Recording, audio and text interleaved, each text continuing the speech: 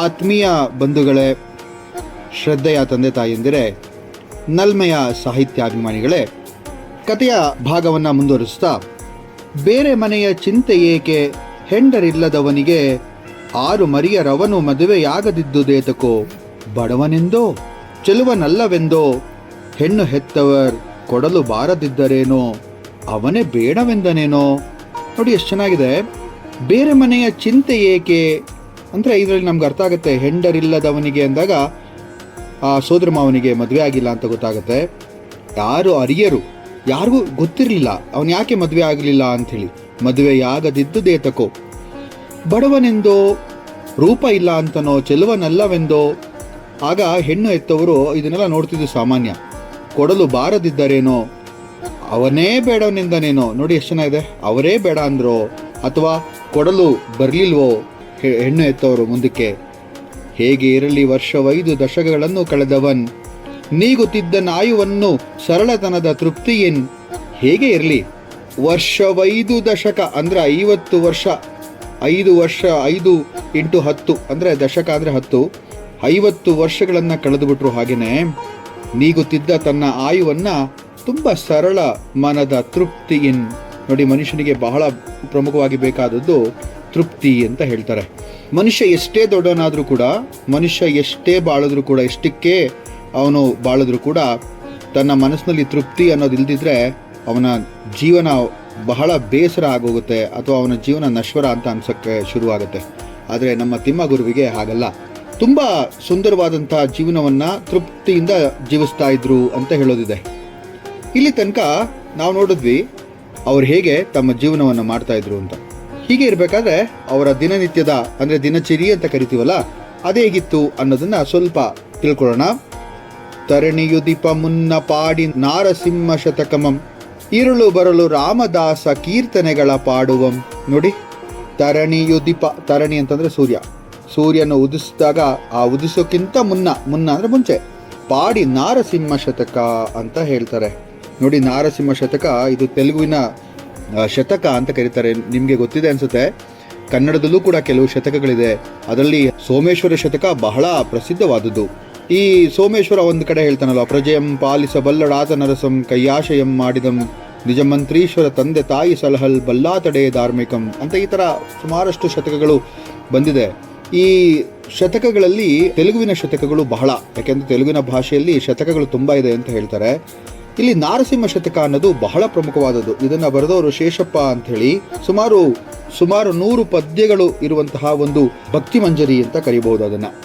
ನಾರಸಿಂಹ ಶತಕವನ್ನು ಬೆಳಗ್ಗೆ ಸೂರ್ಯೋದಯಕ್ಕೆ ಮುಂಚಿತವಾಗಿ ಎದ್ದು ತನ್ನ ನಿತ್ಯ ಕರ್ಮಗಳನ್ನೆಲ್ಲ ತೀರಿಸಿಕೊಂಡು ನಾರಸಿಂಹ ಶತಕವನ್ನು ಹೇಳುವಂತಹ ಪರಿಪಾಟು ನಮ್ಮ ತಿಮ್ಮಾಮೇಶ್ವರಿಗೆ ಇತ್ತು.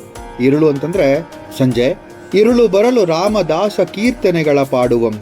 ಇರುಳಾಗ್ತಿದ್ದ ಹಾಗೆ ರಾಮದಾಸ ಕೀರ್ತನೆಗಳು, ತೆಲುಗುವಿನ ಬಹಳ ಸುಂದರವಾದಂತಹ ಕವಿಗಳಲ್ಲಿ ಒಬ್ಬರು ಅಂತ ಹೇಳಿದ್ರೆ ತಪ್ಪಾಗಲ್ಲ. ಇವರ ನಿಜವಾದ ಹೆಸರು ಕಂಚರಲ ಗೋಪನ್ನ ಅಂತ ಹೇಳಿ. ಅವರನ್ನ ಭದ್ರಾಚಲ ರಾಮದಾಸ ಅಂತ ಕೂಡ ಕರೀತಾರೆ. ರಾಮದಾಸ ಅಂತ ಬಹಳ ತುಂಬ ಖ್ಯಾತಿಯನ್ನು ಹೊಂದಿದವರು.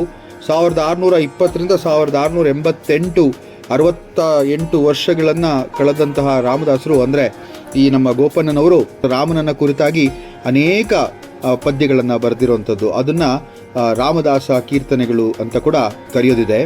ಬಿಡುವು ಹೊತ್ತು ಗುಡಿಯಳೆಲ್ಲೋ ಕುಳಿತು ದೈವ ಚಿಂತೆಯೊಳ್, ನಡೆಯುತ್ತಿದ್ದನವನು ಬಾಳ ಹೊರೆಯ ಹೊತ್ತು ಹೊರದವೋಲ್.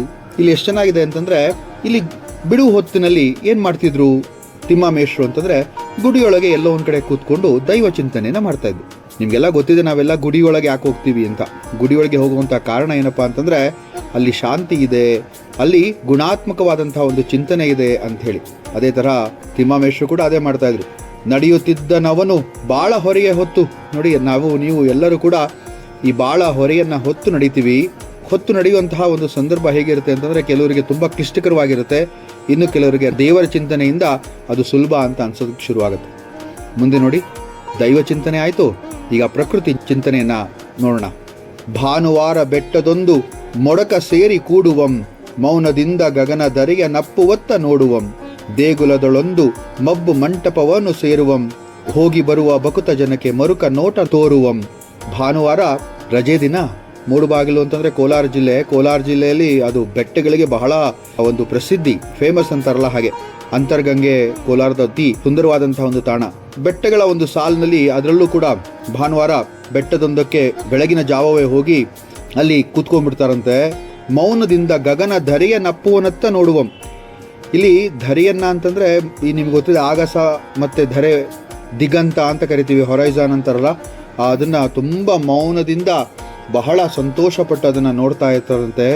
ಅದಾದ ನಂತರ ದೇಗುಲದೊಳೊಂದು ಮಬ್ಬು ಮಂಟಪ. ಮಬ್ಬು ಅಂದ್ರೆ ಸ್ವಲ್ಪ ಕತ್ತಲಾಗಿರುವಂತಹ ಮಂಟಪ. ನಿಮ್ಗೆ ಗೊತ್ತಿದೆ, ಹಳೆ ಕಾಲದಲ್ಲೆಲ್ಲ ಇರುವಂತಹ ದೇಗುಲಗಳಲ್ಲಿ ಮಂಟಪಗಳಿರ್ತಿತ್ತು. ಅದನ್ನ ಪಡಸಾಲೆಗಳು, ಮಂಟಪಗಳು ಅಂತ ಕೂಡ ಕರಿತಾ ಇದ್ರು. ಆ ಮಂಟಪವನ್ನ ಸೇರ್ತಾನಂತೆ. ಹೋಗಿ ಬರುವ ಬಕುತ ಜನಕ್ಕೆ ಮರುಕ ನೋಟ ತೋರುವಂ. ಮರುಕ ನೋಟ ಅನ್ನೋದು ಬಹಳ ಸುಂದರವಾಗಿರುವಂಥದ್ದು. ಮರುಕ ಅಂತಂದ್ರೆ ಒಂದು ಕರುಣೆ ಅಂತ ಕೂಡ ಅನ್ಸುತ್ತೆ. ಯಾಕೆಂದ್ರೆ ಈ ಜನ ಏನಪ್ಪ ದೇವರ ಬಳಿಯೇ ಹೋಗಿ ಅವನನ್ನೇ ಕುರಿತಾಗಿ ಬೇಡುತ್ತಾರಲ್ಲ ಅನ್ನುವಂಥ ಒಂದು ಮರುಕ ಅವರಲ್ಲಿ ಕಾಡಿತು. ಯಾಕೆಂದ್ರೆ ಇವರ ಜೀವನಾನುಭವ ಅಷ್ಟು ಸುಂದರವಾಗಿತ್ತು. ಹಳೆಯ ಹಚ್ಚಡವನು ತಲೆಯ ನಡಿಯವರೆಗೆ ಹೊದ್ದವಂ, ಹೊಳೆವ ಕಣ್ಣ ಕಾಣ್ದರ್ಗೆ ಮೂಟ ಎಂದೇ ಕಾಣುವಂ. ಒಂದು ಹಳೆಯ ಹಚ್ಚಡ, ಒಂದು ಬೆಡ್ಶೀಟನ್ನು ತಲೆಯಿಂದ ಅಡಿವರೆಗೆ ಅಂದರೆ ಕೆಳಗೆ ಅಂದರೆ ಕಾಲವರೆಗೂ ಕೂಡ ಅದನ್ನು ಹೊದ್ದು ಮಲ್ಕೊಳ್ತಾರಂತೆ. ಅದು ಬೇರೆಯವ್ರಿಗೆ ಹೇಗೆ ಕಾಣುತ್ತಪ್ಪ ಅಂದರೆ ಯಾವುದೋ ಒಂದು ಮೂಟೆ ಬಿದ್ದಿದೆ ಅನ್ನೋ ಥರ ಕಾಣುತ್ತೆ ಅಂತ ಹೇಳ್ತಾರೆ.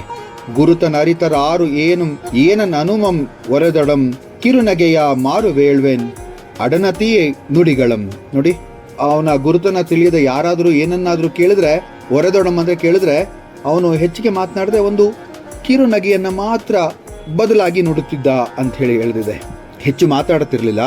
ಯಾರಾದರೂ ಬಂದು ಆ ಗುರುತನ ಹಿಡಿದು ಏನಪ್ಪ ಇಲ್ಲಿದೆಯಾ ಅಂತಂದರೆ ಸುಮ್ಮನೆ ಒಂದು ಕಿರುನಗೆಯನ್ನು ಬೀರಿ ಅವರು ತನ್ನ ಮಾತನ್ನು, ಆ ಒಂದು ಮಾತುಕತೆಯನ್ನು ಮುಗಿಸ್ಬಿಡ್ತಿದ್ರು ಅಂತ ಹೇಳಲಿದೆ. ಈಗ ಇನ್ನೊಂದು ಘಟ್ಟ ನಮ್ಮ ತಿಮ್ಮಗುರುವಿನ ಒಂದು ಜೀವನದಲ್ಲಿ ಬರುತ್ತೆ. ಅವನ ತಂಗಿ ಗೊಬ್ಬ ಮಗನು ಮುದ್ದಿನಿಂದ ಬೆಳೆದನು. ನೋಡಿ, ಅವನ ತಂಗಿಗೆ ಒಬ್ಬ ಮಗ ತುಂಬ ಮುದ್ದಿನಿಂದ ಬೆಳೆದ. ಯಾರು ಅಂತ ಗೊತ್ತಾಯ್ತಲ್ಲ, ಅವರೇ DVG. ಇಲ್ಲಿ ಗುರುವು ತಾನೆ, ಶಿಷ್ಯನೂ ತಾನೆ. ನೋಡಿ, ಗುರು ಮತ್ತು ಶಿಷ್ಯನ ಕಲ್ಪನೆ ಬೇರೆ ಯಾರಿಗೂ ಬರೋಲ್ಲ ಅಂತಲೇ ಹೇಳ್ಬೋದು. ಯಾಕೆ ಅಂತಂದರೆ ಅದು DVGಗೆ ಮಾತ್ರ ಬರುವಂತಹ ಒಂದು ಪರಿಕಲ್ಪನೆ. ನರ ಮತ್ತು ನಾರಾಯಣ, ದೇವರು ನಾರಾಯಣನಾಗಿ ಶಿಷ್ಯನು ನರನಾಗಿ ಬಂದು ಬದ್ರಿಕಾಶ್ರಮದಲ್ಲಿ ತಪಸ್ಸನ್ನ ಮಾಡ್ತಾರೆ ಅಂತ ಹೇಳೋದಿದೆಯಲ್ಲ, ಅಂದರೆ ಗುರುವು ತಾನೇ ಶಿಷ್ಯನು ತಾನೇ ಅನ್ನುವಂತಹ ಒಂದು ಮಾತು. ಗೀತೆಯಲ್ಲಿ ಕೃಷ್ಣನು ಕೂಡ ಹೇಳೋದಿದೆ, ಪಾಂಡವಾನಾಂ ಧನಂಜಯ ಅಂತ.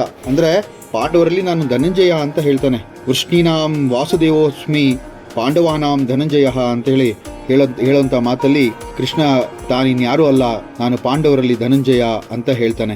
ಅಂದ್ರೆ ಅರ್ಜುನನಿಗೆ ಇರುವಂತಹ ಒಂದು ಪರ್ಯಾಯದಲ್ಲಿ, ಅಂದ್ರೆ ಅವನಿಗಿರುವಂತಹ ಹೆಸರುಗಳಲ್ಲಿ ಕೃಷ್ಣ ಅಂತ ಕೂಡ ಒಂದು ಹೆಸರಿದೆ ಅಲ್ವಾ. ನೋಡಿ, ಅರ್ಜುನ, ಫಲ್ಗುಣ, ಪಾರ್ಥ, ಕಿರೀಟಿ, ಶ್ವೇತವಾಹನ, ಭೀಮಶ್ಚ ಹೃದಯಂ ಕೃಷ್ಣ, ಸವ್ಯಸಾಚಿ ಧನಂಜಯ. ನೋಡಿ, ಭೀಮಸ್ಯ ಹೃದಯಂ ಕೃಷ್ಣ, ನೋಡಿ ಕೃಷ್ಣ ಅಂತ ಬಂತಲ್ಲಿ. ಹೀಗೆ ಭಗವಂತನೂ ತಾನೇ, ಭಕ್ತನೂ ತಾನೇ ಅಂತ ಹೇಳುವಾಗ ಗುರುವು ತಾನೇ, ಶಿಷ್ಯನೂ ತಾನೇ ಅಂತ ಹೇಳುವಂಥ ಮಾತಿದೆ. ಹಾಗಾದರೆ DVG ಅವರು ಅವರೇ ತಿಮ್ಮಗುರು, ಹಾಗೆ ಅವರೇ ಇಲ್ಲಿ ಸೋಮಿ ಅಂದರೆ ತಿಮ್ಮಗುರುವಿನ ತಂಗಿಯ ಮಗ. ಅವನ ತಂಗಿಗೊಬ್ಬ ಮಗನು ಮುದ್ದಿನಿಂದ ಬೆಳೆದನು, ಇವನೇ ತಿಮ್ಮ ಗುರುವಿಗೆ ಜೀವವಿವನೇ ಲೋಕವೆಲ್ಲವೂ. ನೋಡಿ, ಅವರ ತಂಗಿಗೆ ಮಗ ಒಬ್ಬ ಹುಟ್ಟಿದ. ತಿಮ್ಮ ಗುರುವಿಗಂತೂ ಹೇಳಲಾರದಂತಹ ಸಂತೋಷ. ಇವನೇ ತಿಮ್ಮ ಗುರುವಿಗೆ ಜೀವ, ಲೋಕ ಎಲ್ಲ. ಸೋಮಿ ಇವನು ಮಾವನಿವನ ನೆತ್ತಿ ನಡೆಸಿ ಲಾಲಿಸಿ, ಪ್ರೇಮ ದಂಗಿ ತೊಡಿಸಿ, ಪದ್ಯ ಕಲಿಸಿ, ಬರಹ ತಿದ್ದಿಸಿ. ಎಷ್ಟು ಚೆನ್ನಾಗಿದೆ ನೋಡಿ. ಸೋಮಿ ಅಂತ ಅವನ ಹೆಸರು. ಮಾವನಿವನ ನೆತ್ತಿ ಅಂದ್ರೆ ಮಾವ ಇವನನ್ನ ಎತ್ತಿ ಅಂದ್ರೆ ಆ ಮಗುವನ್ನ ಎತ್ತಿ ನಡೆಸಿ, ಲಾಲಿಸಿ, ಪ್ರೇಮದ ಅಂಗಿಯನ್ನು ತೊಡಿಸಿ. ಎಷ್ಟು ಚೆನ್ನಾಗಿದೆ ನೋಡಿ. ಈ ಕಲ್ಪನೆನೇ ಅತಿ ಸುಂದರ ಅನ್ಸುತ್ತೆ. ಪ್ರೇಮದ ಅಂಗಿಯನ್ನ ತೊಡಿಸಿದ್ರು ನೋಡಿ. ಎಲ್ಲರೂ ಬೇರೆ ಸಿಲ್ಕ್ ಅಂಗಿ ಅಥವಾ ಒಂದು ಕಾಟನ್ ಅಂಗಿ ಮತ್ತೆ ಪಾಲಿಸ್ಟರ್ ಅಂಗಿ ಅಂತ ತೊಡಿಸೋದನ್ನ ಬಿಟ್ಟು ಇಲ್ಲಿ ಪ್ರೇಮವನ್ನೇ ಅಂಗಿಯನ್ನಾಗಿ ಮಾಡಿ ತೊಡಿಸಿದ್ರು ಅಂತಂದ್ರೆ ಎಂತಹ ಅಪರಿಮಿತವಾದಂತಹ ಒಂದು ಪ್ರೀತಿ ಮಾವನಿಗೆ ತನ್ನ ಸೋದರಳಿಯಲ್ಲಿ ಇತ್ತು ಅನ್ನೋದು ಗೊತ್ತಾಗತ್ತೆ. ನೋಡಿ ಮುಂಜಿಯಾದುದನ್ನು ಕೇಳಿ ವಿದ್ಯೆ ಪೆಂಪನು. ನೋಡಿ, ಮುಂಜಿ ಆಯ್ತು ಆ ಮಗುಗೆ, ವಿದ್ಯೆಯನ್ನ ಹೆಚ್ಚಿಸ್ಕೊಳ್ತಾ ಹೋಗ್ತಾನೆ, ಮತ್ತೆ ವಿದ್ಯೆ ಕಲಿತಾ ಹೋಗ್ತಾನೆ ಅನ್ನೋದು ಆಯ್ತು. ಷೋಡಶಾಬ್ದದ ಉತ್ಸವವನ್ನು ಮಾಡಿ ಮಾವನಲಿದನು. ಷೋಡಶಾಬ್ದ ಅಂತಂದ್ರೆ 16ನೇ ಹುಟ್ಟಿದ ಹಬ್ಬವನ್ನ ಮಾಡಿ ಆನಂದ ಪಟ್ರು ತಿಮ್ಮಗುರು ಅಂತ ಹೇಳ್ಬೋದು. ಧನ್ಯಳೀಗ ತಾನೆನ್ನುತ್ತ ಸೋಮಿಯಜ್ಜಿ ಹಿಗ್ಗಿದಳು. ನೋಡಿ, ನಾನ್ ಧನ್ಯನಾದೆ ಅಂತ ಸೋಮಿಯಜ್ಜಿ ಅಂದ್ರೆ ಸಾಕಮ್ಮನವರು ತುಂಬಾ ಖುಷಿ ಪಟ್ರು, ತುಂಬಾ ಹಿಗ್ಗಿದ್ರು ಕೂಡ. ಇನ್ನು 10 ವಾರ ಕಳೆಯಲಾಕೆ ಕಣ್ಣು ಮುಚ್ಚಿದಳು. ಇನ್ನು 10 ವಾರ ಅವರು ಅಸುನಿಗಿದ್ರು ಅಂತ ಹೇಳ್ತಾರೆ. ಬಳಿಕ ಮುಂದಿನೋದಿಗೆಂದು ಸೋಮಿಯು ಮೈಲಾರಕ್ಕೆ.